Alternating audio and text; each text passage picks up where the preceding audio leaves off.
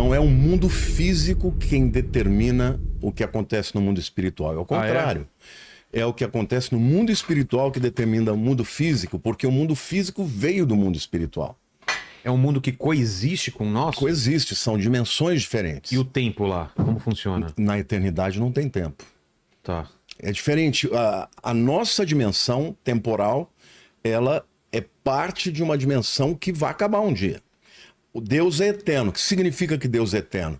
Que ele pode experimentar o passado, o presente e o futuro da mesma forma. Porque, na verdade, ele olha de fora. Ele está fora do tempo. Está fora do tempo, está fora da dimensão do tempo. E o mundo espiritual, ele determina o que acontece no mundo físico. Então, por que eu estou dizendo isso? Porque, na verdade, isso que as pessoas estão sentindo, né, uma certa angústia, um medo do que vai acontecer, isso já é resultado de uma opressão espiritual que está acontecendo nos dias que nós estamos vivendo. E eu, pessoalmente, acredito que nós estamos já vivendo num período que vai avançar para um governo do anticristo. Então, esse espírito de, né, essa fissura, esse medo, essa angústia, eu acho que algumas pessoas podem até estar tendo algum discernimento de que vai acontecer alguma coisa errada, mas mesmo as que não têm, estão sentindo a opressão que é resultado das batalhas espirituais que estão acontecendo. E eu acredito que a gente também pode deixar mais para o final do programa, mas eu acho que a inteligência artificial, ou o que vier a partir dela, é meio que um arauto desse final dos tempos, porque as possibilidades que se abrem daqui para frente de tecnologia, de substituição de emprego, de pobreza, e as mudanças climáticas e aumento das guerras, pode culminar para uma coisa meio irreversível, né? Não, será irreversível. A tua pergunta eu acho que é interessantíssima. Você recebe muita gente aqui, você fica muito antenado, né? De astronomia. Mas você sabe que tem um escritor chamado Alvin Toffler, não sei se você já ouviu falar, esse cara é um dos maiores escritores do mundo, ele é um sociólogo. Ele escreveu um livro que eu li há 30 anos atrás, chamado A Terceira Onda. Sim. Espetacular esse livro. O que ele dizia? Ele dizia que a primeira onda da humanidade era quando a humanidade ela vivia da agricultura. Ela saiu de caçador e coletor para agricultura. Ele está falando já da história mais... Se fixa em um lugar, começam a aparecer vilas, cidades e o agrupamento de pessoas. Só que o que ele diz? Que as relações entre pessoas dependem das relações comerciais. Então, quando a humanidade começou a se fixar, porque antes eram nômades, né? E ficavam andando, procura de alimento, de comida, de animais e tal. Quando eles se fixaram, começaram a criar as cidades, as vilarejos e tal. Mas, naquele tempo, ele disse que as famílias, elas não eram nucleares. Morava pai, mãe, tio, primo, avô. Era meio que amontoado? Tudo. Amontoado. Então, o mundo... Eram os clãs. Olha lá. É o autor de Choque do Futuro, que é outro livro fantástico também. O industrialismo e o nascimento de uma nova civilização. Então, primeira onda, agricultura. Agricultura. A industrialização é a segunda onda. E com a industrialização, houve uma mudança no mundo. Pô, total. O que ele, na verdade, afirma é que quando você muda de uma onda para outra, você muda o mundo enquanto... Toda a estrutura do mundo, o funcionamento do mundo. E nós estamos vivendo numa guinada também, numa virada. Eu vou falar um pouquinho mais para frente sobre isso. Já está na terceira onda ou ela vai vir? Não, nós já estamos indo para a quarta onda. Qual é a terceira onda? A segunda onda é a da industrialização. Sim. O que aconteceu com a industrialização? As pessoas saíram dos campos e foram para as cidades. E o que determinou isso? Determinou que você não tem, por exemplo, na cidade, lugar para pôr toda a família. E aí nasceram as famílias nucleares, que mudou o conceito de família. E o que é a família nuclear? Pai, mãe e filhos. Sei. Isso é mais ou menos o que nós estamos vivendo isso. Só que ele, quando escreveu isso, ele disse que no futuro, essas famílias elas mudariam da forma como elas seriam famílias. Aí ele começou a falar de divórcio, que aí é um camarada que tem filhos, mas casa com uma mulher que tem filhos, aí junta e aí depois ele fala... Pais solteiros, mães solteiras... Aí, exatamente. Aí ele fala também dos casamentos de pessoas do mesmo sexo. Sei. Ele previu tudo isso acontecer.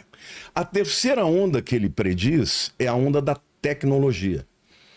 Então é a onda que viu nascer o quê? Da internet. O computador, a internet, que também mudou a nossa. Totalmente. E a gente pegou isso. Você é mais jovem que eu, mas, poxa vida, eu vi o nascimento do celular. Eu tive o primeiro computadorzinho que eu ficava lá dando, tentando programar para dar aqueles comandos e tal.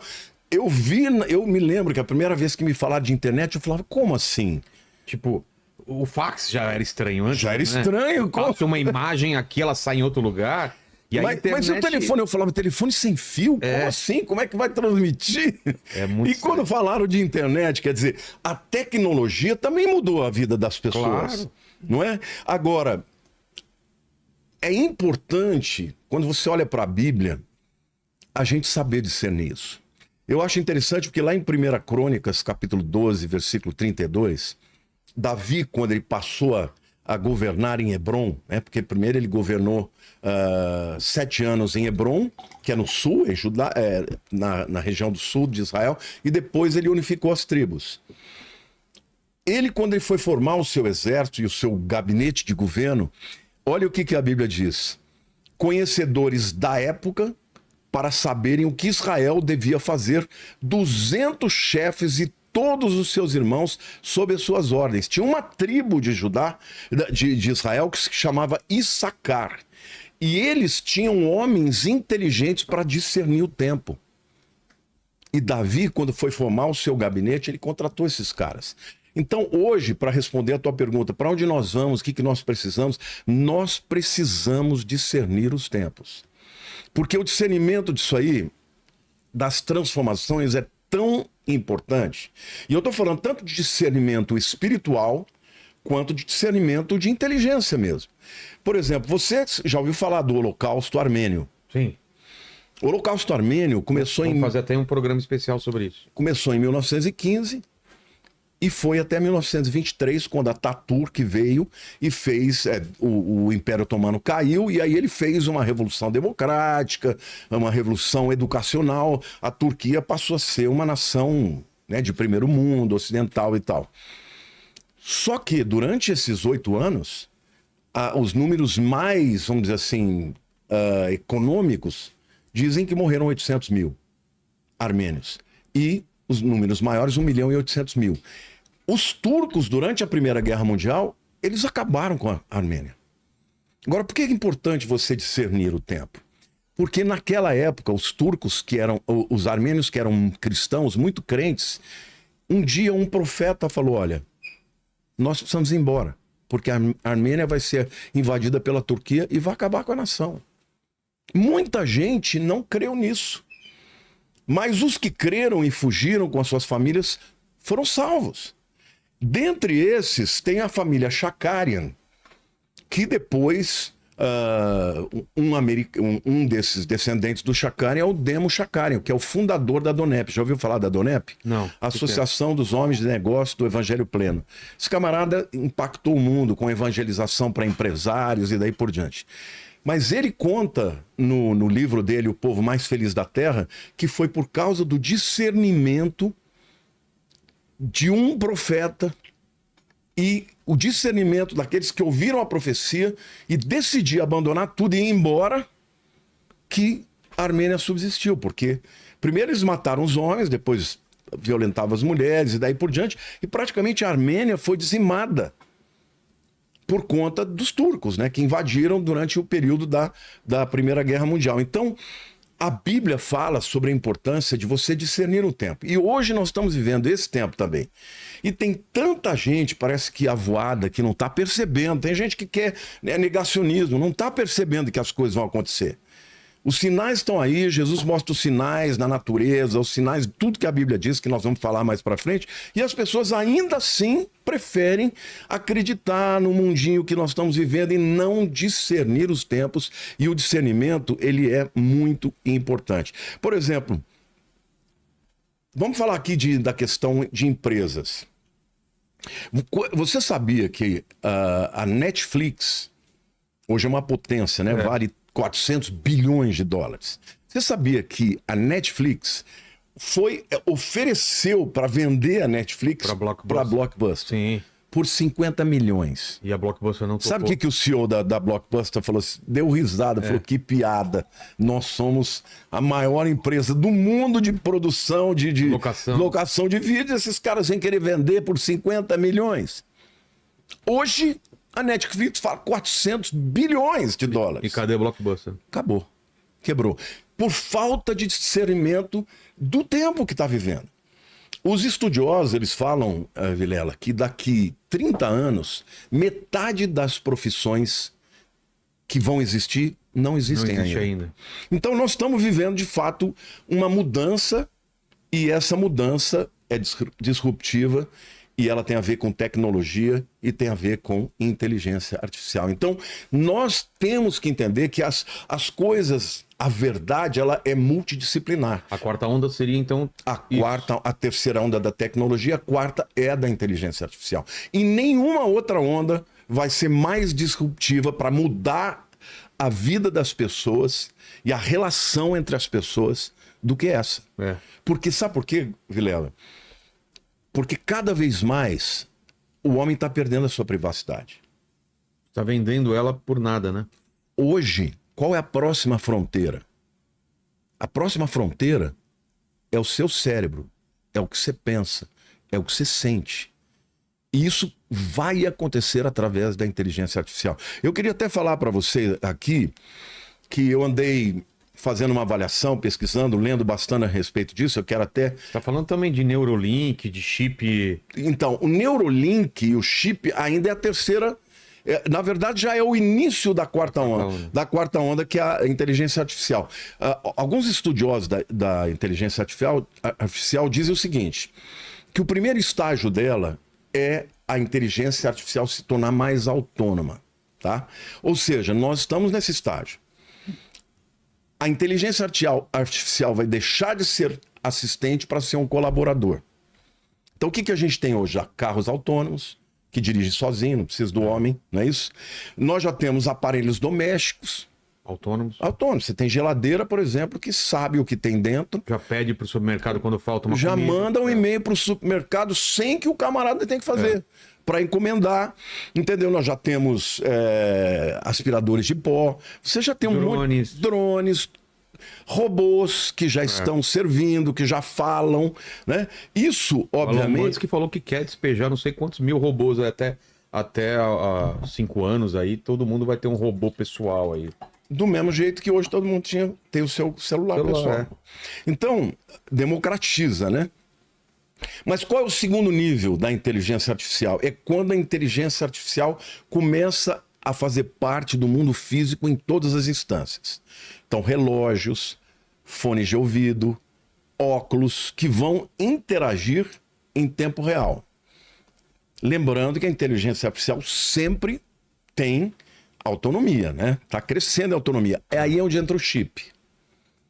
A Neuralink e tudo, né? No início... O que ele propõe? Só dá um boost. O que é um boost? Dá um impulsionamento na inteligência humana. E ele, inclusive, diz que isso é para que possa competir exatamente com as máquinas. Porque senão o ser humano vai ficar muito para trás, né? Então, vai ter uma melhoria na capacidade cerebral, porém, como é inteligência artificial, ele vai começar a interpretar as ondas cerebrais. Por exemplo, o chip está lá. Você tem uma emoção de tristeza. As suas ondas cerebrais vão ser apreendidas pelo chip. Sim.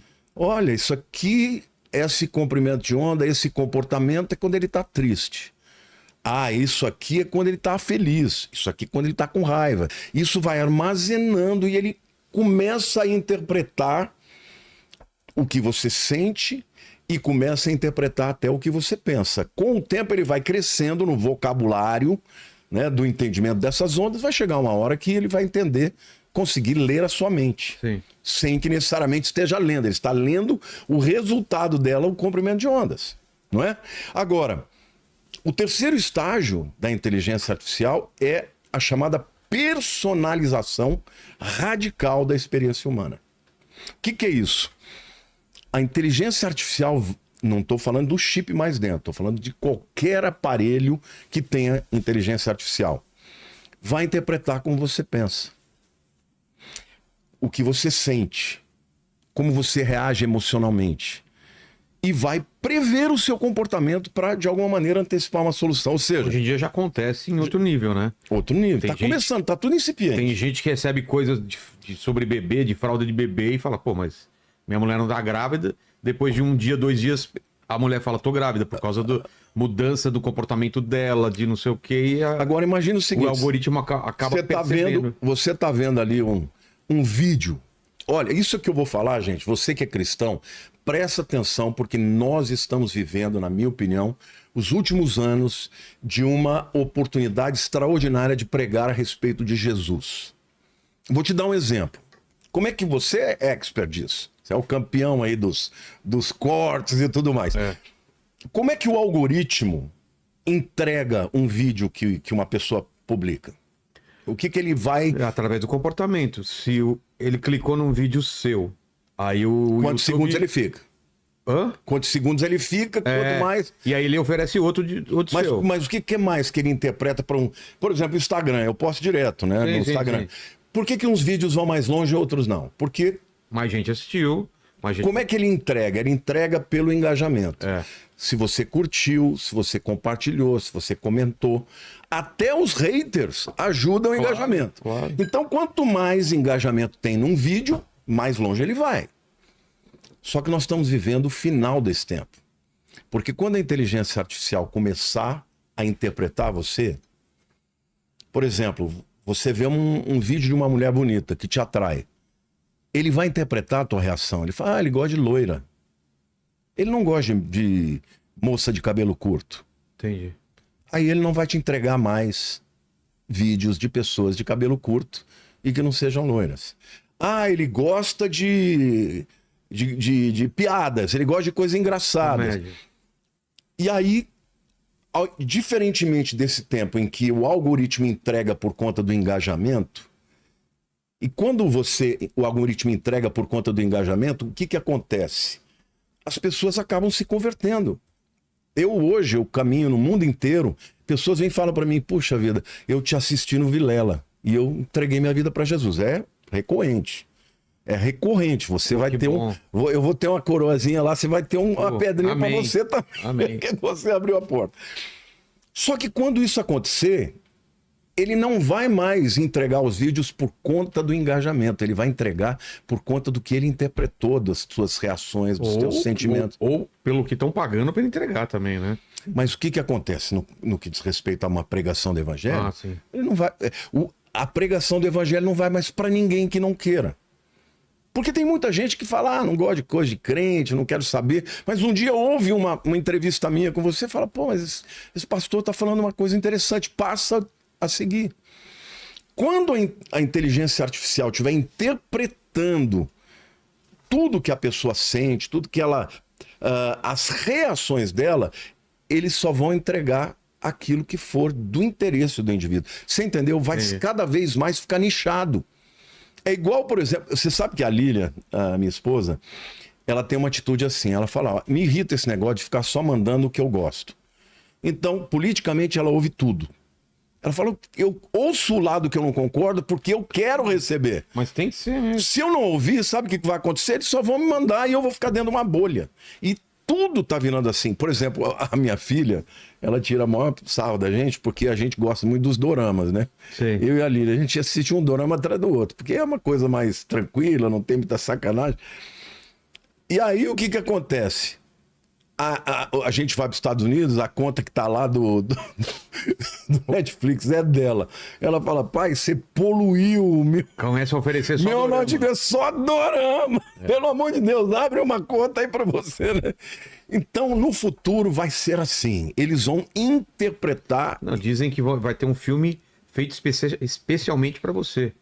Ele vai pegar o filme, vai sair o novo filme do Tom Cruise. O filme que você vai assistir não é o mesmo O que eu. final do filme não é o mesmo. Não, o final, os atores, ou sei lá, o enredo, é todo feito pro meu gosto e pro seu é diferente. E o que acontece com isso?